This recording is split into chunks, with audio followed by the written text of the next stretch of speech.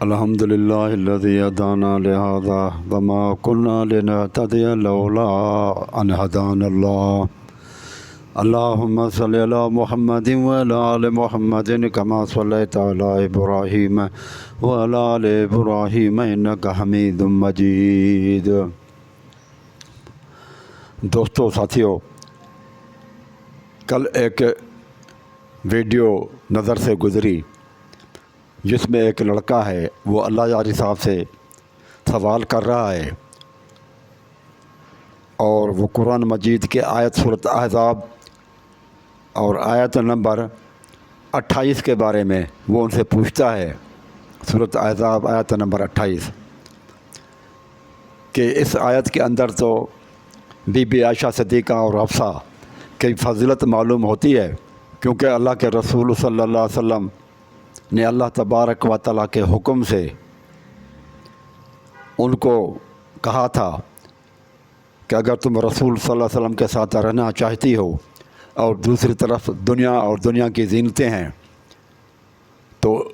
اگر وہ تم دنیا کی زینت اور دنیا کی زندگی چاہتی ہو تو رسول اللہ صلی اللہ علیہ وسلم نے ان کو جو ہے نا وہ کہہ دیا کہ ان میں سے تم کون سی چیز پسند کرتی ہو، کیا محمد صلی اللہ علیہ وسلم کے ساتھ رہنا پسند کرو گی یا دنیا کی طرف جاؤ گی؟ تو تمام بیویوں نے، تمام امہات المومنین نے یہ پسند کیا کہ ہم آپ کے ساتھ رہیں گی۔ تو وہ کہتا ہے کہ جب بیویوں نے رسول اللہ صلی اللہ علیہ وسلم کو اہمیت دی، دنیا کو چھوڑ دیا،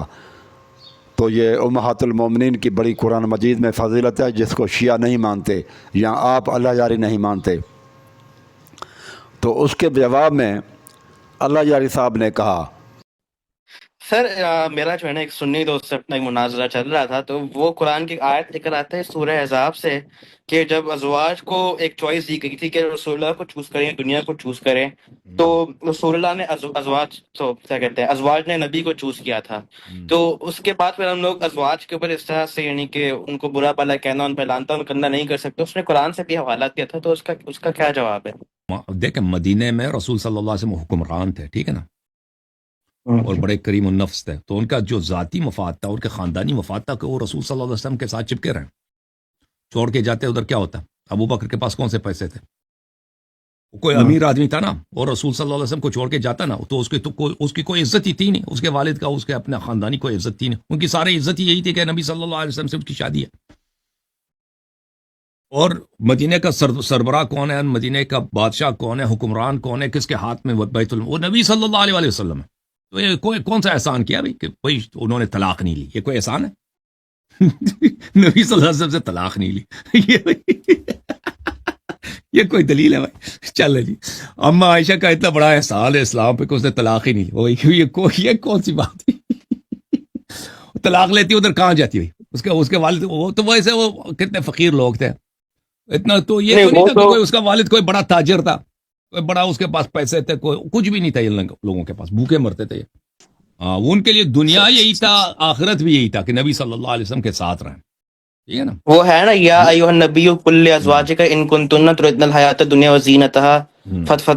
فتعالین امتعکن وسرحکن سراحا جمیلا۔ ہاں، اگر وہ نبی صلی اللہ علیہ وسلم کو چھوڑ کے جاتی ہیں، ان کو حیات دنیا نہیں ملتا، یہ بات یاد رکھیں۔ اس کو مل جاتا ہے جس کے پاس کوئی اپنا خاندانی کوئی چیز ہونا۔ نبی صلی اللہ علیہ وسلم کو چھوڑ کے وہ کسی محل میں چلے جائے، یہ تو ہے تھی نہیں نا، چھوڑ کے جاتی کہاں چلی جاتی؟ ابو بکر کے گھر، وہ خود ابو بکر جو ہوتا ہے نا، وہ اپنے محلے میں اس کی ڈیوٹی یہ تھی کہ بکریوں کی وہ کیا کرے۔ میں آپ کو بتاتا ہوں، وہ بکریوں کا دودھ وہ اٹھا کے نا نکال کے وہ کچھ اس کو ملتے تھے، مثلا 5 کلو دودھ اسے نکال دیا تو اس کو آدھا پاؤ ملتے تھے گاؤں والوں سے، محلے والوں سے، باقی وہ ہر گھر میں جا کے پہنچا دیتا، اس کا کام یہی تھا۔ وہ کہتے ہیں کہ نبی علیہ الصلوۃ والسلام کو وہ کیسے چھوڑ جاتی، کیونکہ رسول اللہ صلی اللہ علیہ وسلم وہ 1 منٹ اور 14 سیکنڈ پہ کہتا ہے کہ رسول اللہ صلی اللہ علیہ وسلم تو حکمران تھے، والی تھے، ان کا رسول اللہ صلی اللہ علیہ وسلم کے ساتھ مفاد وابستہ تھا، اور ابو بکر کے پاس اگر وہ جاتی، ماں باپ کے پاس، تو ان کے پاس تو کچھ بھی نہیں تھا۔ رسول اللہ صلی اللہ علیہ وسلم حکمران تھے، رسول اللہ صلی اللہ علیہ وسلم کے پاس بیت المال تھا، اس لیے انہوں نے دیکھا دنیا کو ترجیح دی، اور ماں باپ جو کہ غربت میں تھے تو وہ کیسے چلی جاتی؟ لہٰذا وہ کہتے ہیں کہ طلاق اس لیے انہوں نے نہیں لی کیونکہ رسول اللہ صلی اللہ علیہ وسلم کے ساتھ رہنے میں ان کو عزت تھی، لہذا وہ اس لیے چھوڑ کر نہیں گئی۔ اور وہ پھر کہتا ہے 3 منٹ اور 6 سیکنڈ پہ کہ اگر نبی کو چھوڑ کر جاتی تو کہاں جاتی؟ ان کا والد صاحب جو ابو بکر تھا اس کے پاس تو بکریاں تھیں، وہ تو اس کا جو دودھ ہوتا تھا وہ بھی پورا نہیں ہوتا تھا ان کے پاس، تو ابو بکر کے پاس تو پیسے ہی نہیں تھے، مال و دولت بھی نہیں تھا، تو یہ چیز وہ بیان کر کے ان کی فضیلت کا انکار کر رہا ہے۔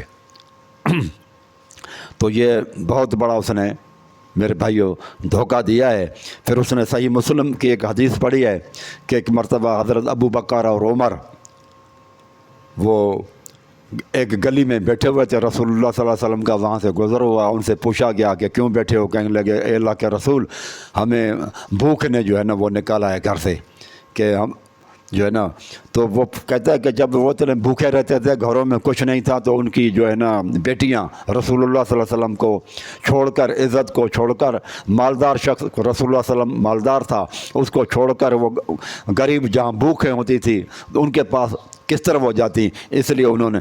یہ بات اس کی بہت ہی بھائی غلط ہے۔ غور سے سنیں اور اس آیت کے اوپر بھی آپ ذرا غور سے توجہ دیں کہ وہ آیت کیا فرماتی ہے۔ وہ تو قرآن مجید کے آیت کو آیت سمجھنا چاہیے، یہ آیت ہے میرے بھائیوں، یہ آیت معجزے کو بھی کہتے ہیں، اور بہت بڑی آیت، یہ اللہ کی نشانیوں میں سے ایک نشانی ہے۔ آیت کی معنی اللہ کی نشانی ہے، یعنی کہ اس میں بہت بڑی فضیلت والی بات ہے۔ وہ آیت کے ایک ایک لفظ پڑھنے سے بھائی جو اللہ کے بندو 10 نیکیاں ملتی ہیں۔ اگر یہ پوری آیت ہم پڑھیں گے تو اس میں تو ہزاروں کے تعداد میں نیکیاں ملیں گی، اور وہ اس کو آیت سمجھ کر نہیں پیش کر رہا کہ یہ کوئی خاص اللہ تعالیٰ کی نشانی ہے، بلکہ تو انہوں نے تو اس کی فضیلت کو ہی اڑا دیا۔ جب فضیلت ہی نہیں رہی تو پھر اللہ تعالیٰ نے غیر فضیلت والی چیز کو قرآن مجید میں کیوں ذکر کیا؟ یہ رسول اللہ صلی اللہ علیہ وسلم کی بیویوں کی اگر ان میں کوئی فضیلت نہیں تھی، اور یہ عام ایک رواج جیسے اور عورتیں کرتی ہیں، تو پھر ان کی ان باتوں کو اللہ تعالیٰ نے قرآن مجید میں بیان کر کے تو ان کی تو فضیلت بیان کی ہے۔ اب آپ اس پر غور کریں۔ میں یہ آیت پڑھتا ہوں، سورۃ نور کی آیت نمبر 28۔ یا ایھا النبی، اے محمد صلی اللہ علیہ وآلہ وسلم، کل ازواجک، آپ اپنی بیویوں کو کہیں، ان کنتن تردن الحیات الدنیا وزینتہا، اگر تم دنیا کی زینت، اگر تم دنیا کی زندگی اور زینت چاہتی ہو، فتعالین، تو آؤ، امتعکن واسرحکن سراحا جمیلا، میں تمہیں چھوڑ دیتا ہوں، آزاد کر دیتا ہوں، ٹھیک ہے۔ وَإِن كُنتُنَّ، اور اگر تم ارادہ کرتی ہو، تردن اللہ ورسولہ، تم یہ چاہتے ہو کہ اللہ اور رسول کو راضی کریں، والدار الآخرت، اور آخرت کی زندگی، فإن اللہ أعد للمحسنات منکن اجرا عظیما، تو تم میں سے اللہ سبحانہ و تعالیٰ تم میں سے جو محسنات ہوں گی، نیکوکارہ ہوں گی، ان کے لیے اجر عظیم کا وعدہ کر رکھا ہے،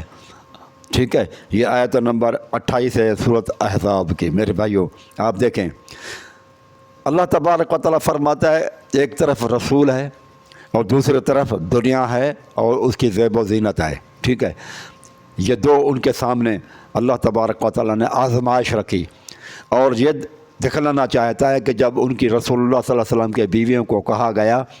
کہ ایک طرف دنیا ہے اور اس کی زینت ہے، اس کا مطلب کہ ان کے ماں باپ کے پاس دولت اور مال متاع اور زینت کی ساری چیزیں تھیں،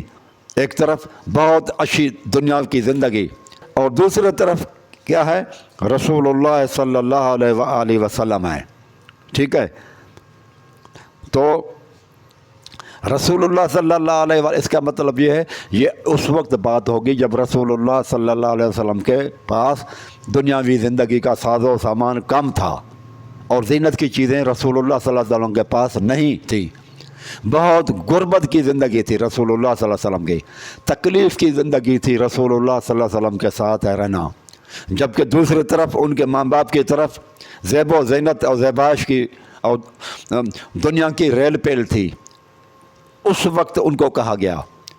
کہ ایک طرف رسول اللہ صلی اللہ علیہ وسلم ہے، انتہائی زندگی دکھی زندگی ہے، اور ایک طرف خوشحالی کی زندگی ہے، اے نبی کی بیویوں تم کس چیز کو پسند کر رہے ہوگی؟ تو ایک وہ صحیح بخاری کے اندر پھر روایت آتی ہے کہ اماں عائشہ صدیقہ سے کہا گیا، تو اماں رسول اللہ صلی اللہ علیہ وسلم نے یہ آیت پڑھی تو اللہ کے رسول پہلے تو یہ دیکھیں صفحہ نمبر 150 اور 139 پر ہے، ان قتیبہ بن سعید سے بیان کیا کہ ہم سے جریر بن عبد الحمید نے، انہوں نے منصور سے، انہوں نے ابراہیم، انہوں نے اسود بن یزید سے، انہوں نے حضرت عائشہ سے، انہوں نے کہا آن حضرت صلی اللہ علیہ وسلم کے گھر والوں نے جب یہ آپ مدینہ تشریف لائے 3 دن تک برابر گیہوں کی روٹی پیٹ بھر کر نہیں کھائی، یہاں تک کہ آپ دنیا سے تشریف لے گئے۔ یہ حال تھا رسول اللہ صلی اللہ علیہ وسلم کے غربت کا، تو وہ پریشانی کی عالم میں رہتی تھی، پیٹ بھر کر گھر والے رسول اللہ صلی اللہ علیہ وسلم نے، یہ صفحہ نمبر 150 ہے صحیح بخاری جلد نمبر 3 ہے، یہ اردو میں ہے، اور یہی بات صفحہ نمبر 139 پر بھی ہے،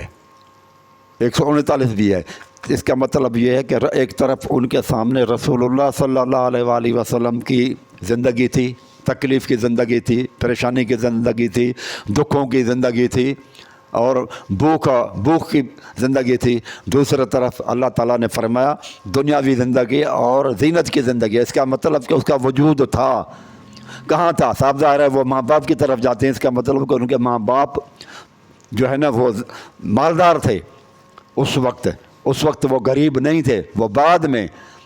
جو ہے نا وہ رسول اللہ صلی اللہ علیہ وسلم کے ساتھ رہتے رہتے وہ بھی غریب ہو گئے، اور وہ جنگوں میں قربانی انہوں نے دی، خصوصاً جنگ تبوک کے اندر ابو بکر نے تو سارا مال اللہ کے راستے میں لٹا دیا تھا۔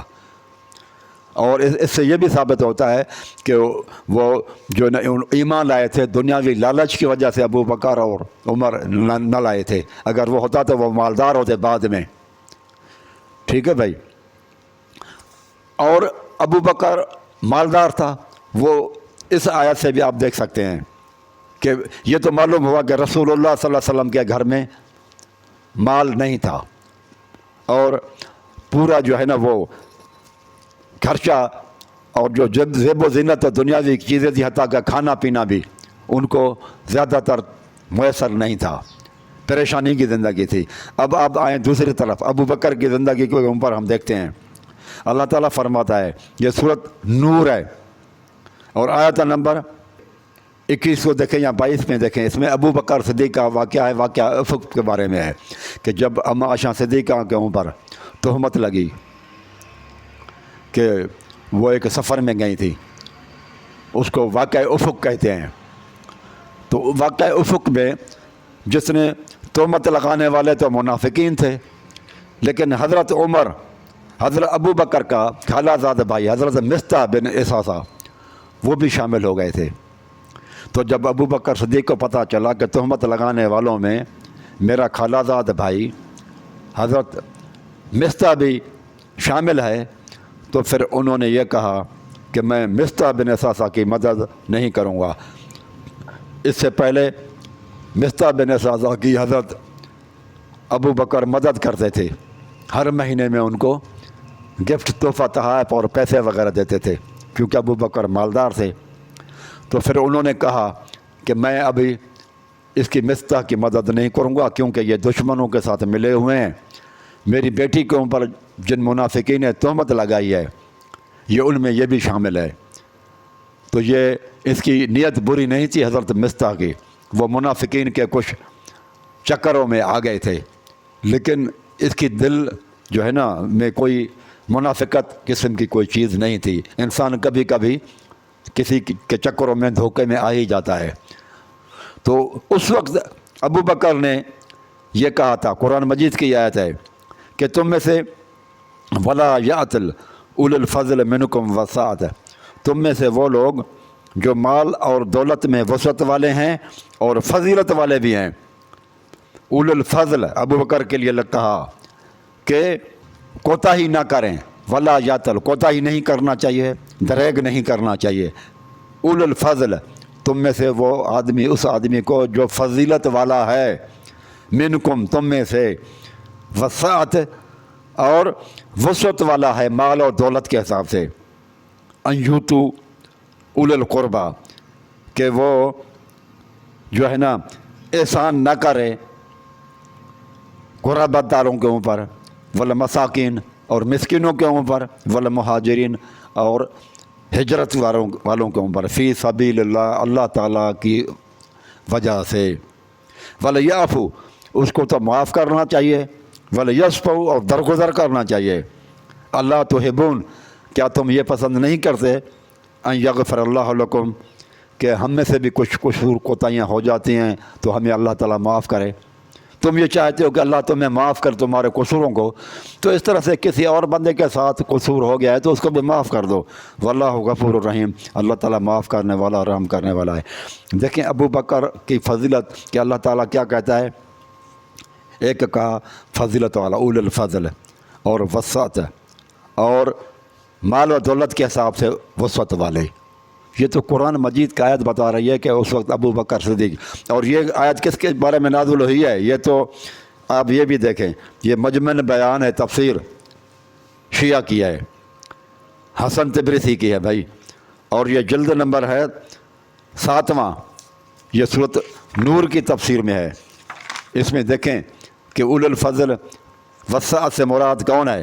یہ صفحہ نمبر 171 پہ ہے، ولا یاتل اول الفضل منکم وسعت، آیت یہ ہے، ٹھیک ہے، نزلت فی ابو بکر و مستح بن اساسہ، کہتا ہے کہ یہ نازل ہوئی ابو بکر اور مستح بن اساسہ کے بارے میں، وکان ابن خالہ ابی بکرن، یہ ابو بکر کا خالہ آزاد بھائی تھا، یہ اس کے بارے میں نازل ہوئی ہے، یہ شیعہ مفسر بھی یہی مان رہا ہے، مجمع بیان وہ خود مان رہا ہے کہ یہ ابو بکر کے بارے میں نازل ہوئی ہے، مانا والدار بھی تھا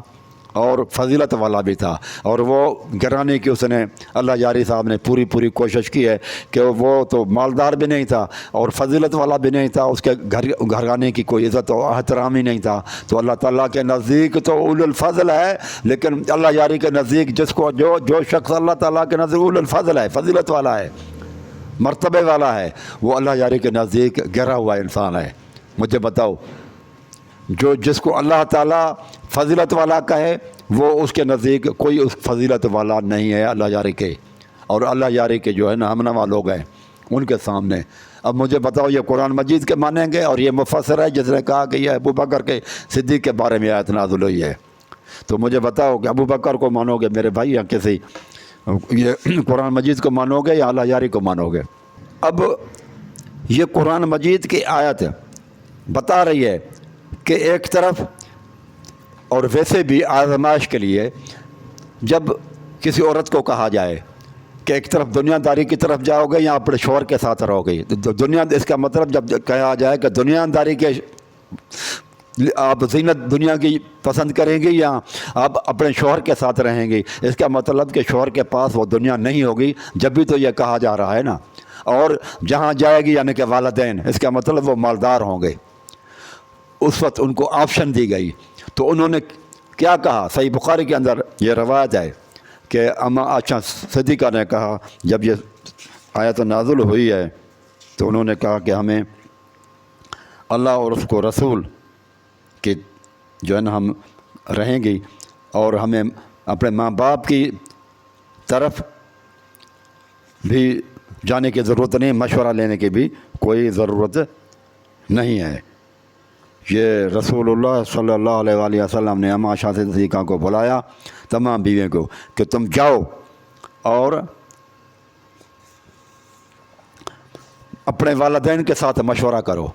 تو صحیح بخاری کی یہ روایت ہے، انہوں نے کہا یہ صورت کتاب تفسیر میں ہے، اب یہ دیکھیں صفحہ نمبر 678 پہ ہے کتاب تفسیر، اور یہ صورت جو ہے نا اسی آیت میں ہے کہ اس کی آیت کی تفسیر کیا ہے، یا ایھا النبی کل ازواجک ان کنتن تردن الحیات الدنیا وزینتها فتعالین امتعکن واسرحکن سراحا جمیلا۔ اس کی تفسیر میں لکھتا ہے کہ حضرت عائشہ صدیقہ جو آن حضرت کی بیوی تھیں، جب اللہ تعالیٰ نے آن حضرت صلی اللہ علیہ وسلم کو یہ حکم دیا کہ اپنی بیویوں کو یہ اختیار دیں، چاہے پیغمبر صاحب کے ساتھ رہیں، چاہے طلاق لے لیں۔ تو پہلے آن حضرت صلی اللہ علیہ وسلم میرے پاس آئے۔ عائشہ صدیقہ فرماتے ہیں اللہ تعالیٰ کے حکم کی وجہ سے سب سے پہلے رسول اللہ صلی اللہ علیہ وسلم میرے پاس آئے۔ فرمایا عائشہ میں تجھ سے ایک بات کہتا ہوں، اس میں جب تک اپنے ماں باپ سے مشورہ نہ لیں جلدی نہ کیجیے۔ حالانکہ آپ خوب جانتے تھے کہ میرے ماں باپ بھی آن حضرت صلی اللہ علیہ وسلم سے جدا ہونے کی رائے نہ دیں گے۔ حضرت عائشہ صدیقہ فرماتی ہیں کہ رسول اللہ صلی اللہ علیہ وسلم کو پتہ بھی تھا کہ میرے ماں باپ مجھے رسول سے جدا ہونے کا مشورہ نہیں دیں گے۔ پھر آپ صلی اللہ علیہ وسلم نے فرمایا اللہ تعالیٰ یہ ارشاد فرماتا ہے یا ایھا النبی کل ازواجک، دونوں آیتوں کے آخر تک، اجرن عظیمہ تک۔ تو میں نے عرض کیا کیا بس اس مقدمے میں اپنے ماں باپ کی صلاح لوں، یعنی کہ مجھے ماں باپ کے مشورے لینے کی بھی کوئی ضرورت نہیں ہے؟ کیا ایمان ہے! دیکھیں کہ رسول اللہ صلی اللہ علیہ وسلم کے ساتھ بھوک میں دکھ سکھ میں رہنے کو پسند کر لیا اور مشورہ تک نہیں لیا ماں باپ سے۔ کہتے اللہ کے رسول یہ بات نہیں ہو سکتی کہ میں آپ کے مقابلے میں ماں باپ سے مشورہ بھی کر لوں، ان میں سے کیا صلاح لوں میں؟ اور پھر کیا کہا فإنی ارید اللہ ورسولہ، میں اللہ اس کے رسول کو چاہتی ہوں، والدار الآخرت، اور آخرت کی فلاح کو طلب کرتی ہوں۔ اور اس کے بعد یہ جتنی بھی ہیں اور بیویاں ہیں رسول اللہ صلی اللہ علیہ وسلم ان کے پاس بھی گئے، انہوں نے بھی سب یہی جواب دیا۔ آن حضرت کے سب بیویوں نے جیسے میں نے جواب دیا وہی جواب دیا تھا، انہوں نے بھی الحمدللہ ساری بیویوں نے رسول اللہ صلی اللہ علیہ وسلم کو آسان شدیقہ والا جواب دیا کہ مشورہ لینے کی بھی ضرورت نہیں ہے۔ کیا ایمان ہے! یہ اس لیے یہ بہت بڑی امپورٹنٹ چیز تھی کہ مشورے تک نہیں لیا انہوں نے ماں باپ سے، اس لیے ان الفاظوں کو، ان باتوں کو، اس واقعے کو اللہ تعالیٰ نے قرآن مجید میں فضیلت بتا کر واقعہ بیان کر دیا۔ قرآن مجید نے اس کو آیت بنا کر پیش کر دیا کہ یہ اتنی بڑی امپورٹنٹ چیز ہے، یہ آیت ہے، آیت نشانی ہے اللہ تبارک و تعالیٰ کی ایک طرح کی۔ تو یہ جو ہے نا وہ اللہ یاری اس کو جو ہے نا وہ لوگ اس کو جواب دیا، اس نے تو وہ جو ہے نا وہ غلط جواب دیا اس بھائی کو۔ کیا جواب دیتا ہے وہ کہ وہ تو ماں باپ کے پاس، اس کے پاس کچھ نہیں تھا، اللہ کے رسول کے پاس حکومت بھی تھی، ہر چیز تھی، بیت المال بھی انہیں کے پاس تھا، لہٰذا اس نے جو ہے نا بیویوں نے انہوں نے دیکھا کہ ادھر عزت ہے، اکرام ہے، ہر چیز ہے، وہاں کیا جا کر کرنا ہے؟ وہاں تو والد صاحب دودھ بیچتا ہے اور بھوکا پیاسا باہر نکلتا ہے، کوئی کھانا کھلائے، تو وہاں کہاں جاتے؟ یہ پہلے وہ بہت آسودہ حال تھے ابو بکر عمر، بعد میں اللہ کے راستے میں جنگیں کر کے اور سارے کچھ انہوں کو اللہ کے راستے میں لٹا دیا تھا، تو سب ظاہر ہے وہ بعد میں غریب ہو گئے۔ یہ واقعہ افق کے بارے میں ہے کہ وہ بہت مالدار تھے جب عائشہ صدیقہ کے اوپر تہمت لگی تھی، اور تبوک میں تو حضرت ابو بکر حضرت عمر آدھا مال لے کر آئے تھے، وہ بھی صحیح بخاری کی روایت ہے، اور رسول اللہ حضرت ابو بکر تو سارا مال لے آئے، حضرت عمر آدھا مال لے آئے، اور حضرت عثمان نے 900 اونٹ بھرا ہوئے مال کے وہ دیے تھے۔ اگر وہ کچھ بھی نہیں تھا تو اللہ تعالیٰ پھر کیسے فرماتا ہے کہ دنیا اور اس کی زینت چاہو گی؟ اس کا مطلب کہ ابو بکر اور اس کے ماں باپ کے پاس دنیا اور زینت کی چیزیں موجود تھیں نا، جب بھی تو اللہ تعالیٰ فرماتا ہے ایک طرف رسول ہے اور ایک طرف دنیا اور اس کی زینت کی چیزیں ہیں۔ اگر وہ ان کے ماں باپ کی چیزیں مالدار نہیں تھے، ان کے پاس دولت اور زینت کی چیزیں نہیں تھیں، تو پھر اللہ تعالیٰ کیسے فرماتا ہے کہ دنیا کی زینت چاہتی اور دنیا چاہتی ہے؟ اس کا مطلب کہ ملنے کا امکان تھا نا ان کو، اس لیے تو اللہ تعالیٰ نے قرآن مجید میں بیان کیا جو کہ وہ دھوکہ دے رہا ہے۔ حضرت عائشہ نے کہہ دیا کہ ہمیں ماں باپ سے بھی مشورہ لینے کی کوئی ضرورت بھی نہیں ہے، اور یہ بھی آپ نے قرآن مجید سے میں نے ثابت کیا ابو بکر مالدار بھی تھا اور الفضل والا بھی تھا، اور بعد میں یہ بھی ثابت ہوا کہ وہ اللہ یاری مختلف کلپوں کے اندر کہہ چکا ہے کہ وہ تو ایمان ہی لائے تھے توریت اور انجیل کو دیکھ کر کہ ہم بعد میں جو ہے نا ہمیں خلافت ملے گی۔ وہ ہمیں جب خلافت ملے گی مال دے کر آئے تھے تو وہ مالدار تو بنے ہی نہیں کہ مال بٹورنا ہے، کیونکہ وہ منافق تھے، منافق تو دنیا چاہتا ہے، اور دنیا کو تو انہوں نے اڑا دیا، تو وہ بات بھی اس کی غلط ہو گئی۔ وہ مختلف اس کا عقیدہ ہے وہ بیان کرتا رہا ہے کہ ابو بکر اور عمر تو اس لیے اسلام لائے تھے کہ وہ توریت جو یہودیوں کے پاس جاتے تھے ملتے تھے ان کے پاس، وہ اس میں لکھا ہوا تھا کہ یہ محمد صلی اللہ علیہ وسلم کو بعد میں حکومت ملے گی، تو وہ سوچتے تھے کہ جب ہمیں حکومت ملے گی تو ہم بہت مالدار ہو جائیں گے، تو مالدار تو نہیں، ابو بکر عمر یہ تو مقروض ہو کر، صحیح بخاری کی روایت ہے حضرت عمر تو مقروض ہو کر مرے۔ پھر وہ دنیا کے کیا انہوں نے اپنے بیٹوں کو شورا تک شامل نہیں کیا، کوئی عہدے نہیں دیے ان کو، حضرت علی کو انہوں نے شورا میں داخل کیا تھا اور دوسرے صحابہ کو۔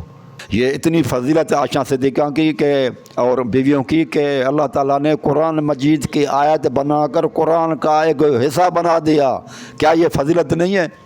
جس کو وہ کہتا ہے کوئی ان کی فضیلت نہیں ہے، وہ ان کو عام عورت کی طور پر عورتوں کی طرح پیش کر رہا ہے کہ جس طرح اور عورتیں ہوتی ہیں وہ اس طرح کی اور عورتیں تھیں۔ نبی کے پاس ان کا بہت مال تھا، حکمران تھا، عزت تھا، رسول اللہ علیہ وسلم کے پاس بیت المال تھا، لہذا انہوں نے نہیں ان کو چھوڑا۔ ماں باپ کے پاس جاتی تو کیا ہوتی، اس لیے انہوں نے طلاق نہیں لی۔ نہیں، طلاق نہیں لی اس لیے کہ ان کے پاس ہر چیز کی اویلیبلٹی تھی، اور رسول اللہ علیہ وسلم کے پاس بہت دکھی زندگی تھی۔ انہوں نے دکھی زندگی کو، پریشانی زندگی کو رسول اللہ صلی اللہ علیہ وسلم کے ساتھ رہنا پسند کیا اور ان دنیاوی زندگی کو ٹھکرا دیا، زیب و زینت کی زندگی کو ٹھکرا دیا۔ اس لیے اللہ تعالیٰ نے یہ قرآن مجید کے اندر آیت اتاری ہے، تو یہ چیز کر دی۔